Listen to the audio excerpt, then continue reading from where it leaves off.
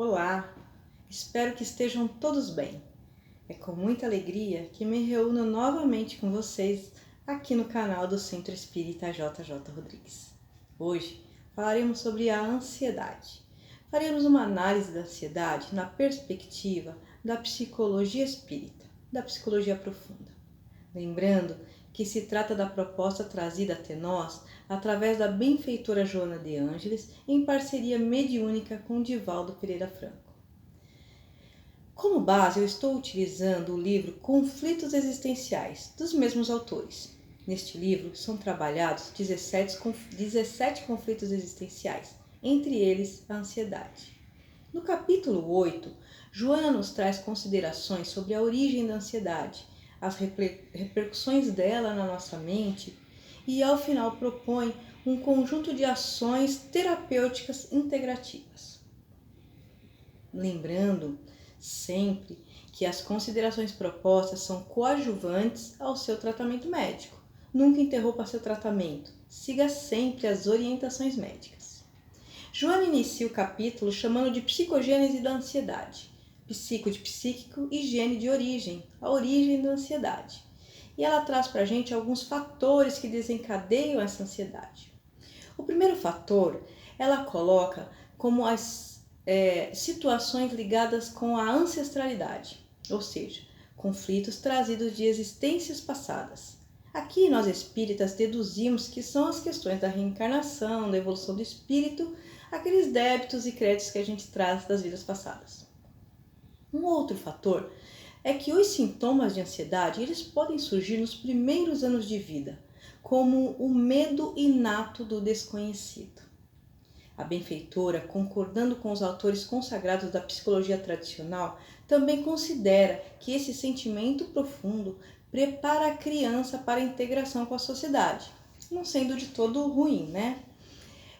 Então, dessa forma, o bebê inseguro, medroso, se ele receber um bom feedback materno, um sorriso, um olhar de aprovação, de calma, ele pode se vincular positivamente e se desenvolver plenamente. Porém, quando isso não ocorre, o bebê passa a sentir um medo inespecífico. Surge a partir daí um medo exagerado. E por não saber o que é, ele fica com mais medo, formando um círculo vicioso. Nesse nível, qualquer medo acaba se tornando demasiado gigantesco. Um terceiro fator são as punições severas. Quando uma criança é severamente punida pelos pais, desenvolve maior necessidade de apego e se torna dependente, buscando refúgio nesses mesmos pais que são os seus fatores de medo. Acaba formando-se assim um vínculo familiar complicado, não estabelecido na base do amor, da fraternidade, e sim mantido pelo vínculo do medo de perder, de não ser aceito por esses pais. Nestes casos, Joana aproveita para tecer considerações a respeito dos laços que ligam os espíritos. Ela nos lembra que essa disfuncionalidade pode ter as suas raízes nos conflitos de vidas passadas, de outras existências. A animosidade dos pais, essa necessidade de apoio do filho, esse sentimento de se sentir rejeitado, pode ter essa raiz anterior. Porém, mesmo a família disfuncional ou com essa problemática, uma vez que ela for desfeita, tende-se a aumentar o quadro ansioso, o quadro de ansiedade. Então, ela vai trazendo ali esses pontos, vai trazendo para a gente esses fatores, concluindo que ela é multifatorial, ela vai trazendo esses fatores. O quarto fator a ser considerado no texto é a instabilidade.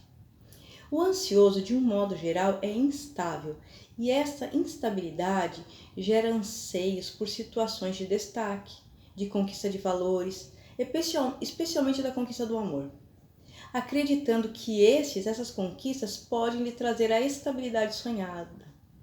No texto, a Joana fala que é uma tentativa de amortecer a ansiedade. No íntimo, porém, eles evitam verdadeiramente as emoções, evitam os vínculos verdadeiros, o amor verdadeiro, por temer as consequências numa possível perda. Um quinto fator são os pensamentos irracionais. E esse eu dou até um destaque por ver muito presente nas pessoas ansiosas. Não poucas vezes, esses pensamentos são responsáveis pelo desencadeamento da ansiedade. Basta um simples acontecimento no dia a dia para despertar um pensamento irracional e imediatamente desencadear a ansiedade. Bastante coisa, né? Joana nos diz também que no inconsciente do indivíduo inseguro existe uma necessidade de autorrealização, que se ela não for conseguida, favorece-lhe também ainda mais a ansiedade. Voltando a pensar na criança, a gente pode pensar que esse medo de perder o afeto dos pais, que leva à ansiedade, e uma vez que ele não conseguindo manter, ele pode passar a ter um medo muito grande, recalcar, né, mandar isso para o inconsciente. Esse medo inconsciente, muitas vezes ele é expresso como agressividade, como irritabilidade. Às vezes o ser humano não consegue nem detectar o que é. O sexto e último fator que ela traz para a gente é a ansiedade pelos processos enfermiços. A doença no corpo, as doenças físicas correspondem em grande número para a ocorrência do fenômeno da ansiedade. As doenças, que por si só já geram algum grau de ansiedade, porém, nos indivíduos, né, que não contam com uma estrutura emocional muito equilibrada para enfrentar essas enfermidades, acaba favorecendo ainda mais o distúrbio de ansiedade. E este que se agrava em relação direta às dificuldades da própria doença. Então, se retroalimenta. A doença aumenta a ansiedade, que aumenta a doença, que aumenta a ansiedade. A benfeitora traz uma consideração muito interessante, dizendo que a conjuntura atual da nossa sociedade, a ansiedade é um fator que merece uma atenção apurada, terapia especializada, muita atenção da nossa parte. E logo em seguida ela passa para os desdobramentos ansiosos, né? Ela vai falar um pouquinho das consequências da ansiedade no nosso dia a dia. Então, vamos lá. O medo, a instabilidade, a insegurança que nós comentamos agora, que são vividas pelos ansiosos, promovem uma ausência de serenidade para enfrentar os desafios da vida. Essa falta de serenidade faz com que o indivíduo se torne doentio, cheio de expectativas, normalmente perturbadoras, e gera incapacidades de ações equilibradas e até mesmo do desenvolvimento de valores éticos morais concretos. Olha que complicado, não é? Ao mesmo tempo, observamos grande quantidade de ambições, de desejos de execução e de muitas conquistas ao mesmo tempo. Inclusive, a gente consegue reparar isso muito em adolescentes, né? Que quer muitas coisas ao mesmo tempo. Muitas vezes, essas mudanças são acompanhadas por mudanças de humor. Ora chateado, emburrado, ora envolvido em muitas atividades, né? Essas atividades acabam por confundir a pessoa por falta de observação, por falta de um objetivo, de um propósito inerente a essas coisas, inerente a esses desejos e esses anseios que o ansioso tem. É muito comum, por exemplo, eles ficarem muito agitados, entrarem em muitas questões e de repente parar. E aí quando para mesmo, parece que está num outro universo, né? Não estão mais entre a gente. Uma outra consideração são as descargas de adrenalina. Então, alguns pensamentos irracionais e ansiosos ativam essa descarga, que ativam a movimentação no indivíduo. Por vezes, eles parecem também fazer essa mudança brusca de comportamento, saindo de uma parte mais quieta, mais tranquilo e às vezes até obscuro, né? Aquela fase de ficar trancado no quarto, para aquela coisa mais agitada de querer fazer várias coisas, e aí entra em esporte, sai de esporte, entra em esporte, sai de esporte, enfim, vivendo essa contradição, muitas vezes, às vezes nem observada a ansiedade em si.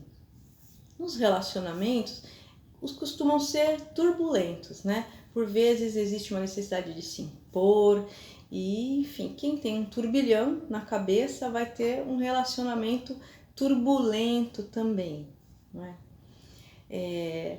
Nas questões, quando o ansioso ele é atraído pela questão da sexualidade, pode também tornar-se passionais, porque acabam confundindo o desejo com o amor, né? Essa necessidade de contato pode ser confundida.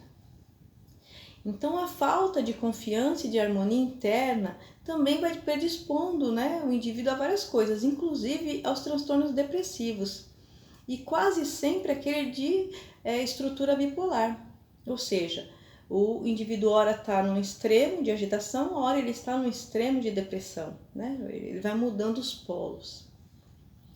E o que é bastante interessante, né, para essas pessoas é que a negação e o reconhecimento, a negação do reconhecimento desses sintomas é um aspecto próprio do ansioso também.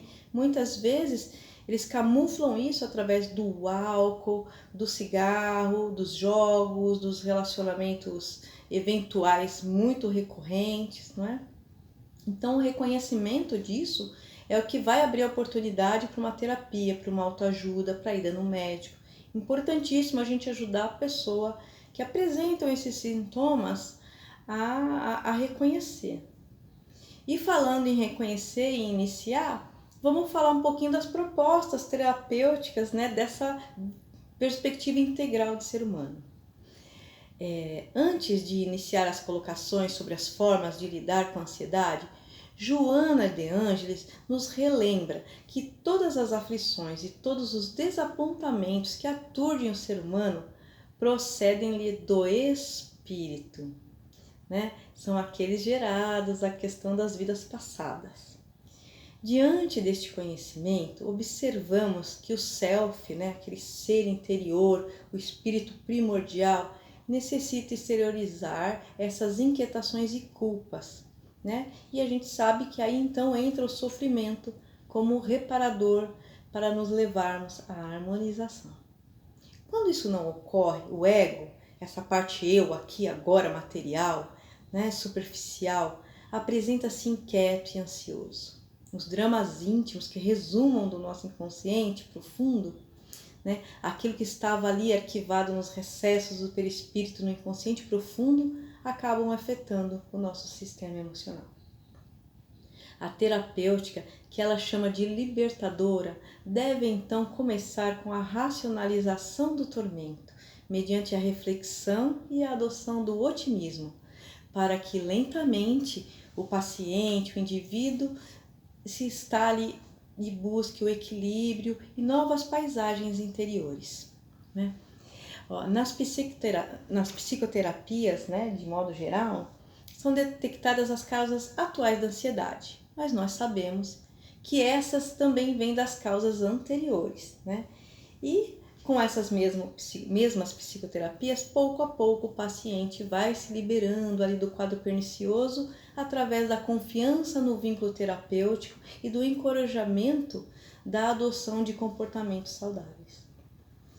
O indivíduo ansioso, no entanto, como responsável pelo distúrbio psicológico, ele deve compreender a finalidade da sua existência atual, instrumentalizar-se com segurança para trabalhar-se, adaptando-se ao esquema de saúde e de paz. Constitui, então, valiosos recursos terapêuticos. Anotem aí agora, né? Então, a Joana vai dizer que são recursos psicoterapêuticos ao alcance de todos. Entra lá, leituras edificantes, propiciadoras de renovação mental e emocional. As técnicas de yoga que vão disciplinar a vontade e o sistema nervoso. A meditação que induz a calma e o bem-estar. Inspiração no meio do amor e da compaixão, da qualidade de si mesmo. Tudo isso, né, vai fazer com que você consiga trazer a alegria, a satisfação, né, e também o desejo pessoal de preparar-se, de buscar esse nobre sentido existencial. A meditação é profunda, né? Olha, além desses, né, cuidados, ela vai falar dos cuidados especializados, médicos, e adicionados à aplicação das bioenergias, dos passes, da água fluidificada, que restaura o campo vibratório e revitaliza as células. Enfim, por último, e não menos importante, ou talvez o mais importante, ela coloca como o hábito da oração. A oração e o cultivo dos pensamentos dignificadores são o coroamento do processo curativo para o encontro da saúde e da paz.